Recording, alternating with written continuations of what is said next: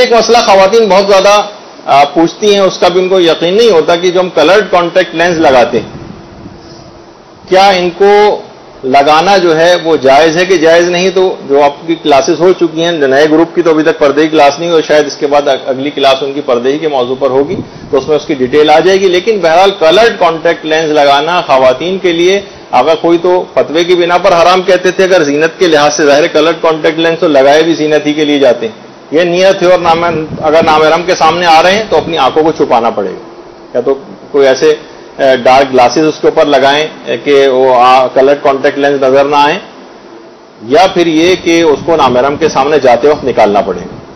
اور آقا سیستانی فرماتے ہیں احتیاط واجب کی بنا پر کلرڈ کانٹیکٹ لینس کا لگانا حرام ہے اگر نامحرم کے سامنے آ رہی ہے. اور نامحرم کے سامنے نہیں، اپنے محرم کے سامنے تو کسی بھی طرح کے جو چاہے کلرڈ ہوں یا پلین ٹائپ کے جو ہوں وہ کانٹیکٹ لینس وہ بھی لگائے جا سکتے ہیں. لیکن اگر وہ لگا کے نامحرموں کے سامنے آ رہی ہے تو اس کو اپنی آنکھوں کو چھپانا پڑے گا، یا چہرہ چھپانا پڑے گا، یا آنکھیں چھپانی پڑیں گی.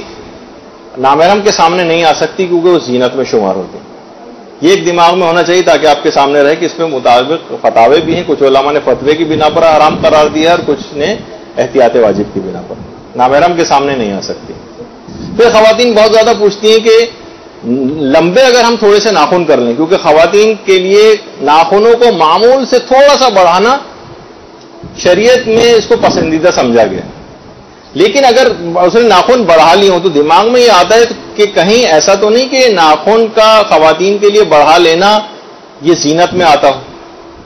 تو کیا خواتین لمبے ناخن جن کے ہیں وہ نامحرم کے سامنے آئیں گی، یا کلرڈ کانٹیکٹ لینس کی طرح سے زینت میں شمار کر کے اپنے ہاتھوں پہ گلوز پہننے پڑیں گے، چھپانا پڑے گا ان کو؟ نہیں، مسئلہ تو ہے اپنی جگہ اور اچھا سوال ہے کہ اگر کسی خاتون کے ناخن لمبے ہیں تو کیا یہ زینت میں آتے ہیں کہ ان کو چھپانا پڑے؟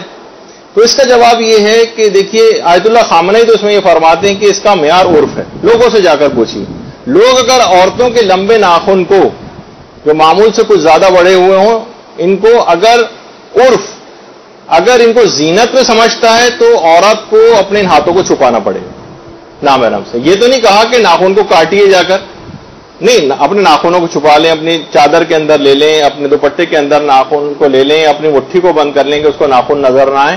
اگر عرف شمار کرتا ہے زینت عورت کے لیے، یہ اب آپ کو خود تعین کرنا ہے، پوچھنا ہے لوگوں سے جا کے کہ اس کو زینت سمجھتے ہیں زینت نہیں سمجھتے. اگر زینت نہیں سمجھتے ہیں تو آپ نامحرم کے سامنے اسی طرح سے آپ آ سکتی ہیں. زینت دیکھیے جیسے ابھی جو آپ کی پردے کی کلاس جو نیا گروپ ہے اس کی جو پردے کی کلاس ہوگی تو اس کے اندر مہندی وغیرہ کا بھی مسئلہ آئے گا کہ وہ بھی اگر ہاتھ پہ زینت کے طور پر شمار ہوتی تو کیا بڑے ہوئے ناخن بھی زینت میں ہیں؟